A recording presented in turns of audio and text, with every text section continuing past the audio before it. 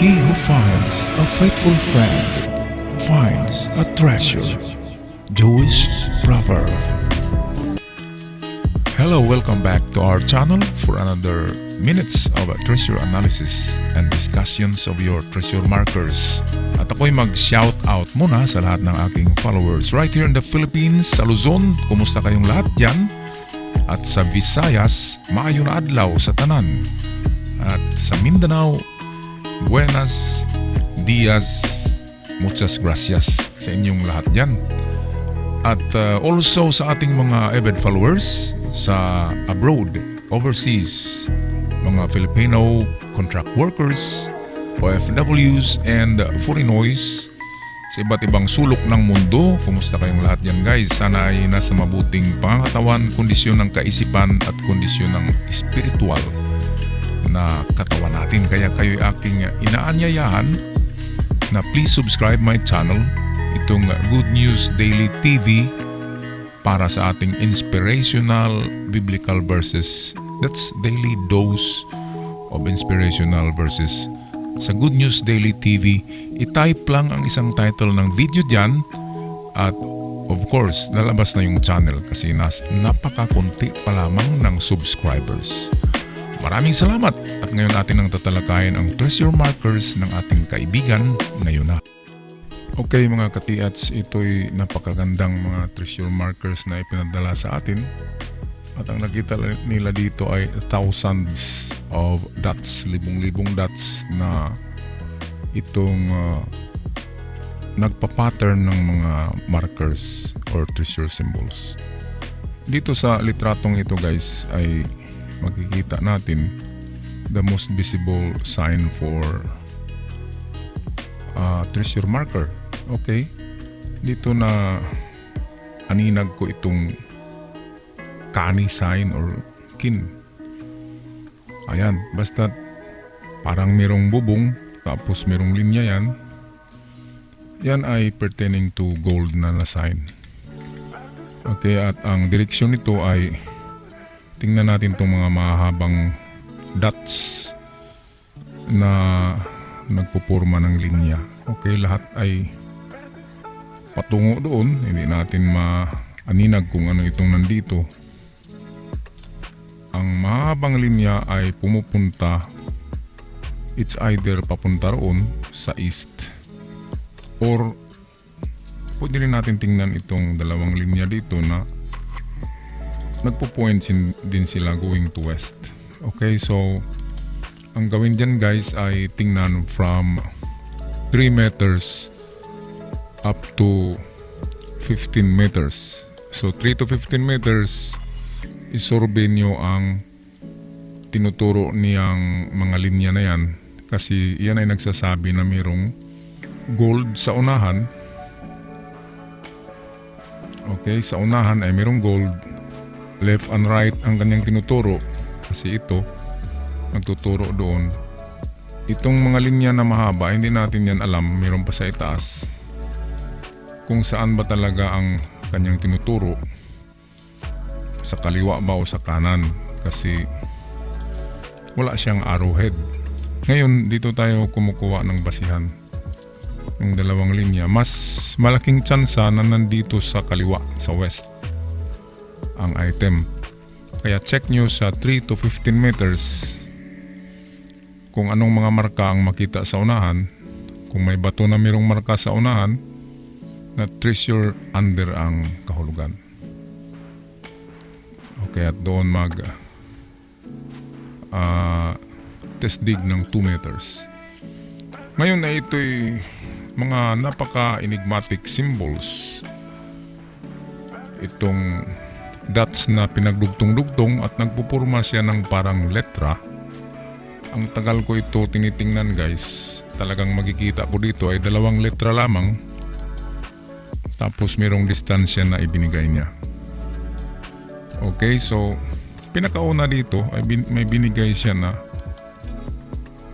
itong cross symbol, which means 10 meters, check nyo sa palibot niya kasi ang cross yan ay Jew, which means 10 sa kanji.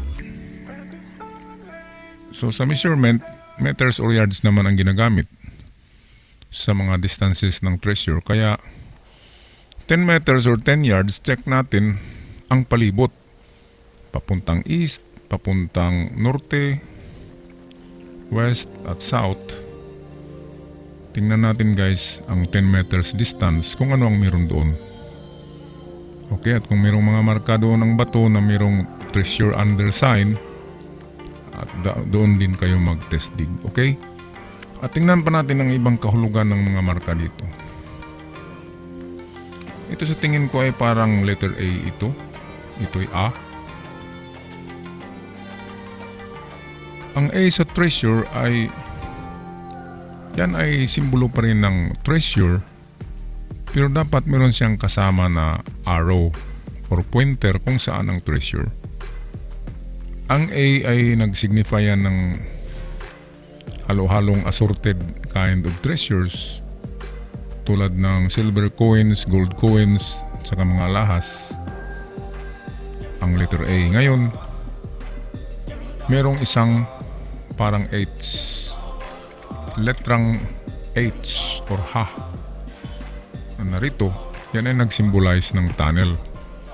So merong tunnel in the distance of 10 meters. Ngayon, hindi natin ma-sure kung saan yun na direksyon. Ngayon, dahil sa mayroong dalawang dito guys, makakapal na linya na pinagtabing dalawang dots. Okay, so ayan. So itong nagbibigay ng direksyon sa atin. So going to south ang kanyang tinuturo. Kaya puntahan nyo ang south kung saan yan nakaharap. Ang sign na yan, ang south. Puntahan nyo 10 meters kung anong meron doon. Okay, at mamaya tingnan natin sa mapa kung nasaan yung south nito. Okay, so patuloy tayo sa iba pang markers. Ito yung mapa, mamaya na yan natin dyan i-decode. Ngayon, itong isa dito ay napaka-enigmatic nito. Ito ay may letter U sa itaas na baliktad. Okay, ang U ay tunnel pa rin yan, parang letter J yan. Pero siya ay merong ganyan, merong itong parang arrowhead na may tinuturo. Okay, ngayon guys, ang kahulugan nito na sign is at the back of the rock. Kasi nagaganyan yan. Meaning ay pupunta tayo doon sa likod. And then meron siyang arrow na dyan sa likod. Kaya ang unang gawin nito guys sa simbolo na ito at sa bato na ito, ang unang gawin, ang hukay nyo ay sa likod ng bato na ito. Dahil dito sa U na merong arrowhead na ang sabi niya ay sa likod, nagaganyan yan. So lakihan natin yan, nagaganyan yan doon sa likod. Ito yung kanyang arrow na half. Hindi kasi yan na parang hindi nila nakita na meron pang nagaganyan na kunti. So ang likod ng bato na ito guys, testig kayo diyan ng 2 meters diyan sa likod muna. Okay. Ngayon dito sa lubid, itong parang lubid na ito. Okay. Ang importante dito ay ito na sign. Ito siya. Merong tinuturo itong kanyang dulo ng lubid. Kung lubid man yan, meron siyang tinuturo papunta sa east. Ito siya, papunta siya doon. Mamaya tingnan natin sa mapa kung ano yung tinuturo niya. Sa palagay ko ay ito'y General Treasure Site. Malaking kayamanan ang nakabaon dyan kasi napakaraming marka. Kahit nga dito mga marka ito, kaya lang sa tagal ng panahon medyo nasira na siya. Mga marka pa rin ito guys, hindi nilang ito napansin. Yan ay mga marka. At very complex ang mga symbols na ginagamit nila. Kasi nga pag general treasures ay mahirap talaga ang mga symbols na ginagamit. Kasi para lang sa general yun ng mga codes na nilalagay nila sa bato. At hindi yun dapat maintindihan ng ordinaryong sundalo lamang. Okay guys, so ito yung inyong digging spot number 2, ang likuran ng bato dyan. Dahil itong lubid, tingnan natin ito mamaya kung saan nakapoint yan. Okay, another pictures. Ito pa rin yun, kung napansin nyo guys, nakaganyan siya. Para talaga siyang lubid, ayan. At yan ang pinopoint niya. Katulad sa guys, yung treasure under na ganito, meron siyang ganyan. Ito ang pointer niya. Treasure under nga, pero saan ba? Sa dito ba o sa kabila? Ang sikreto diyan na sign ay itong maliit dito na linya. Ito ang sundin kung ganyan na treasure under na T tapos mayroong kunting sanga. Ayan. Katulad din yan dito. Meron siyang ito. Nagtuturo din yan ng treasure under pero medyo malayo. At itong mga dot, hindi na ito bibilangin guys kasi marami yan kasi tinamad na siguro sila na i-carve ng buo ang bato kaya dot na lang ang ginagawa nila. Okay, ito yung U. Kung napansin nyo guys, yan ay U, hindi yan C. Ang U ay tunnel, nagaganyan siya. So ang tunnel ay sa banda rito sa likod ng bato dyan. Okay, kung napansin nyo, tama-tama talaga ang angle. Kasi dito tayo mag-umpisa. Ito yung umpisa at gaganyan tayo. Ganyan. Sa likod ng bato na yan. Okay, ngayon ay puntahan natin ang mapa. Ito. Para maklaro natin guys kung saan ba yung mga simbolo nakaturo. Sandali lamang. Kuha tayo ng magandang kopya.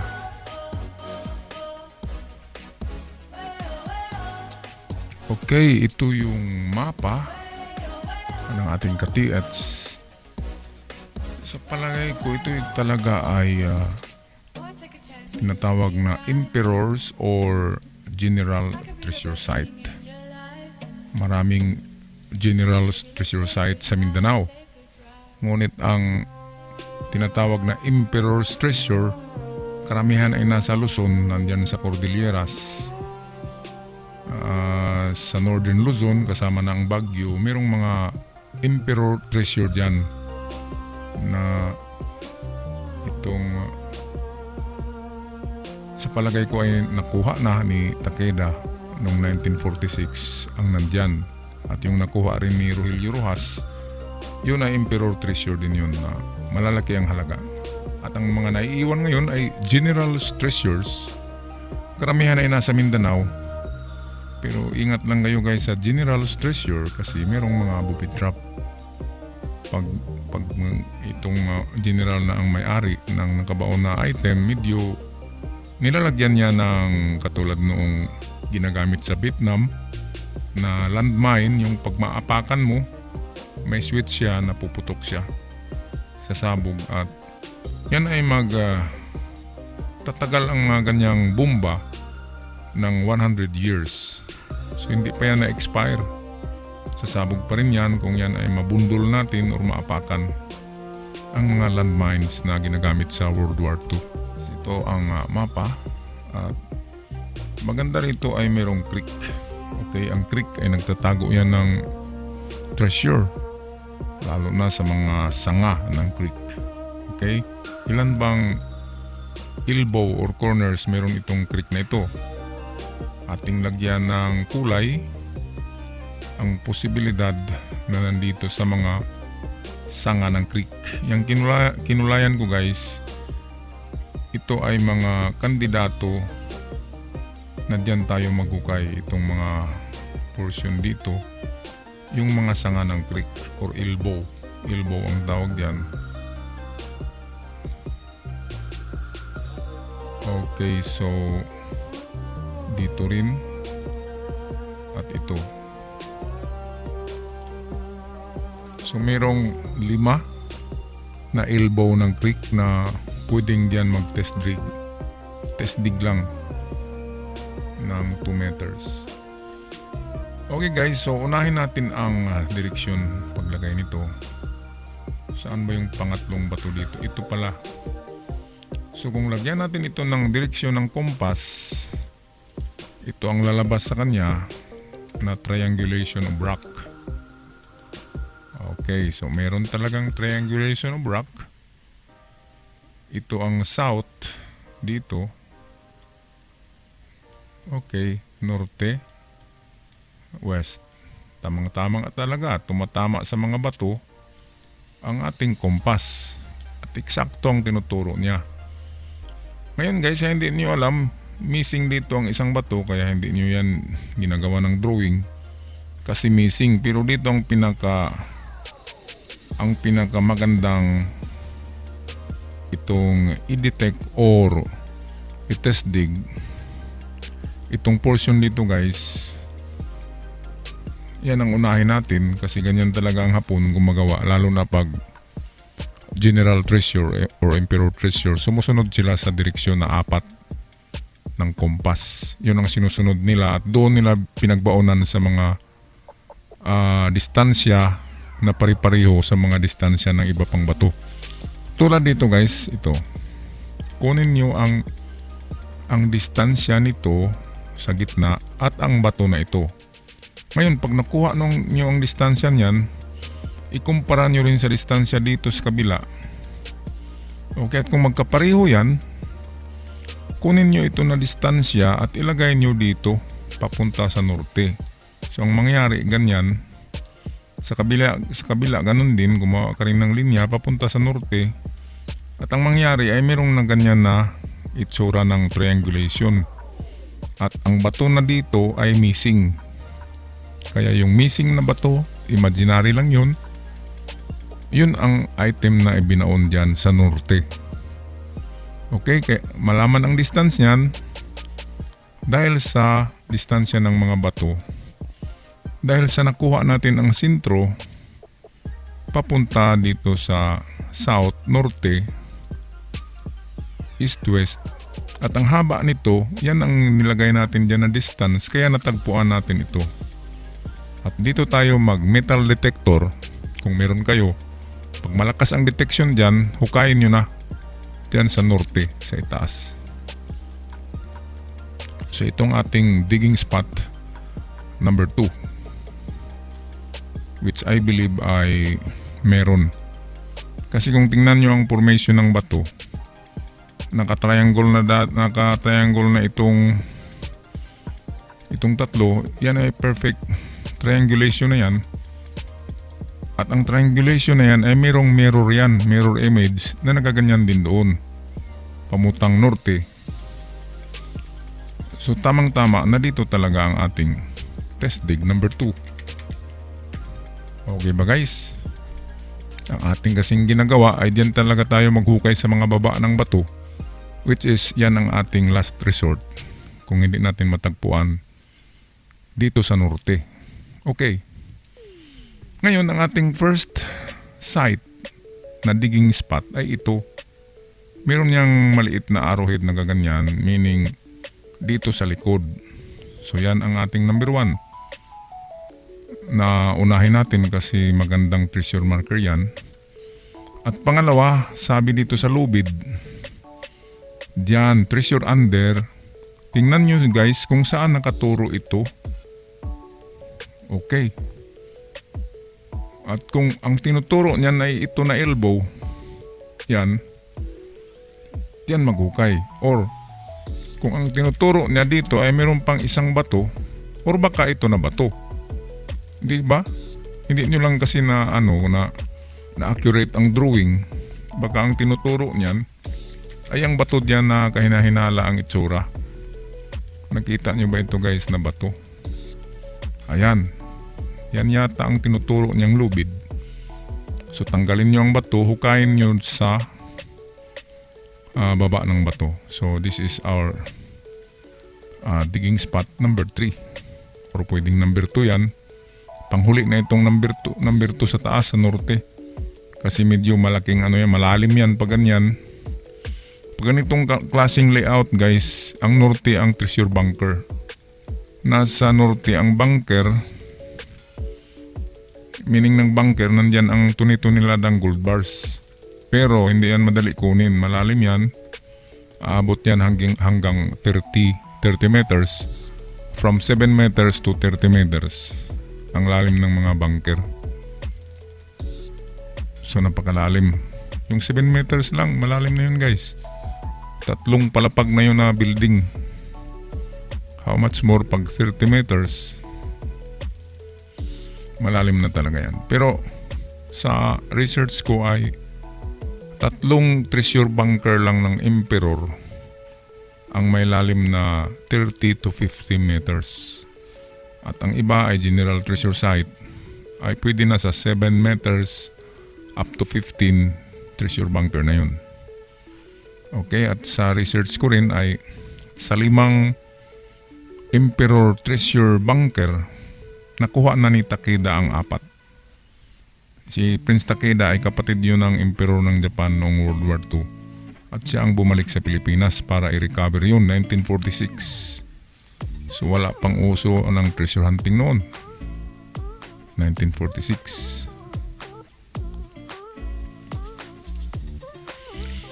Okay, at balik tayo guys sa itong parang lubid dito na mayroong kaganyan. Yan ang kahulugan ay treasure under, pero hindi under sa bato. Kaya ito nga ang palagay ko ang tinuturo niya ay ito. Or kung hindi man yan, ang elbow ng creek, ito ang tinuturo niya. So ito'y ating digging spot number 3. Itong bato dito guys. At itong dito rin. Okay, sa elbow ng creek, yung sanga, yung letter Y niya. Ngayon ay punta tayo dito sa kabila. Itong parang may isda. Ano nga ba ang kahulugan ng mga marka dyan? Ito'y napaka-complex na mga treasure symbol guys. Mababaliw kayo dyan kung i-analyze nyo yan. Kaya maganda ay akin ito natingnan para ma-share ko sa inyo ang paano ang approach or attack sa ganyang klaseng general treasure site na to. Hindi na to basta-basta. Ang akin lang dito guys, ang hanapin nyo ay mga giveaways lamang. Huwag nyo na sigurong tirahin itong bunker. Pero kung meron kayong maganda na detector, i-detect nyo rin itong bunker sa norte. Okay ba guys? Baka yan ay mababaw lang na bunker. Kasi 5 lang naman na bunker sa Pilipinas ang medyo matibay ang paggagawa. Yun ang bunker ni Hirohito at ni Takeda. Pero yung iba na ang may-ari ay ibang general, yun ay medyo minamadali na lang sa paggawa ng mga bunker, kaya mababaw na. Pwedeng nasa 7 meters ang pinakamalalim up to 15 meters. Pero malalim na yun. Ang 7 meters ay 3 palapag na yan ng building. Kaya malalim na. Okay, so dito sa bato na ito is triangulation pa rin ito ng bato dito sa west. Ito ang kanyang opposite na rock at ito ang pangatlong rock na nag-triangulation ang itsura niya. Kaya yan na mga bato ay mayroong mga giveaways ito. Okay, dito lalo na ito. Unahin natin itong letter C. Ano bang kahulugan yan? Ang kahulugan ng dalawang nagsunod-sunod na letter C, yan ay arrow. Nagaganyan yan. Yan ay parang arrow na nagsunod-sunod na V. Nagaganyan. Ang kanyang direksyon ay papunta doon. So ang direksyon niya ay papunta dito. Ngayon tinuturo na itong parang goldfish na marker. At kung napansin nyo ang goldfish na ito na marker, ay meron siyang dot sa ibabaw. Ang lahat ng symbol, kahit linya na may dot sa ibabaw o sa baba, ang kahulugan niya ay treasure under. Ganyan. Ngayon, lalo na merong letter C sa baba na may dot, lalong treasure under na yan. At ang direksyon ng paghukay ay papunta rito. Okay, so dalawang treasure symbol na nagsasabi na treasure under. At itong dalawang letter C, nagsasabi siya na i-check nyo ang isda. Mahaba ang kanyang ito. Ang kanyang fin ay mahaba. Meron siyang simbolo ng item or gold sa ibabaw. At ang fin ay nagtuturo sa C. At ang C, ayan, meron pa siyang simbolo sa baba na nagpapatunay na merong treasure under sa C. Kaya ang letter C ang gawin para ma-eksakto ang inyong direksyon sa hukay. Okay, nakaganyan niyang kunti, and then dot. Yan ang i-align nyo sa linya na kaganyan. So meron kayong angle ng paghukay na nakaganito na angle. Okay, bakit ba guys naka-angle yan?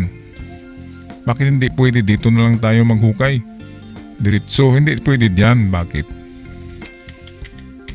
Kung diyan natin ang direktahin, meron din silang nilalagay dito. Natatamaan natin na mga bagay na tulad ng mga vials or itong gas, poisonous gas, poisonous liquid na nilalagay diyan. Kaya kung diretsuhin natin yan diyan, tatamaan natin yung booby traps dito. Kaya yan naka-slant kasi naka-design yan na hindi tatamaan ang booby trap. Kaya slanting lang ang hukay, ganyan, galing sa C. At wag natin i-vertical dito kasi meron silang nilalagay dito na trap. Kaya sa detector, dito yan natin tatamaan kung mag-detect tayo dito na portion. Kaya kung didiretso tayo dyan, merong harang sa atin dito na traps. Kaya ang maganda sa turo ng letter C ay dito tayo mag-slanting. Kaya nga kung makita nyo guys ang diagram or mapa ng mga Hapon, ang mga hukay ay naka-slant, hindi naka-vertical. Tulad noong pinakita ko noon na dalawang entrance na nakaganyan. Naka 30 degrees ang pagpasok sa entrance at dito sa gitna ang bunker. Bakit ba hindi natin pwedeng diretsuhin dito guys sa gitna? Kasi merong booby trap dito, nakaharang yan. Kung diretsuhin mo yan, sasabog yan or sisingaw yung mga gases which are poisonous. Kaya meron silang sikretong daanan, naka-angle ng ganyan, 30 degrees. Tulad yan dito sa C. Kaya magtaka tayo, bakit naka-slant ang C? Bakit hindi ganyan ang hukay? Okay, bakit hindi vertical? Ganyan kasi yan ang approach para hindi tayo tatama sa mga booby trap. Kaya naka-slant ang itong hukay natin. Ngayon, ito ang ating digging spot number. Ito dito guys, ang ating digging spot number, ano na ba yun? Number 4. Okay, so 1, 2 sa norte, 3 dito, kasama na ito. And then ang ating pang-apat na merong giveaway ay ang bato na ito. Ito, there are thousands of dots with letters. We can't understand the sign. Yan ang sabi ng ating ka-TH. Hindi nga yan maintindihan kasi putol-putol yan. Pero ang ibig sabihin yan ay merong treasure dyan at dyan sa bato na yan ay meron pang isang giveaway. Okay, so ilang giveaway ba guys ang nandito? Merong isang giveaway dito na area, merong isa rito, okay, at merong isa rito. Ngayon, ito ang hahanapin natin kung saan yan banda. Okay.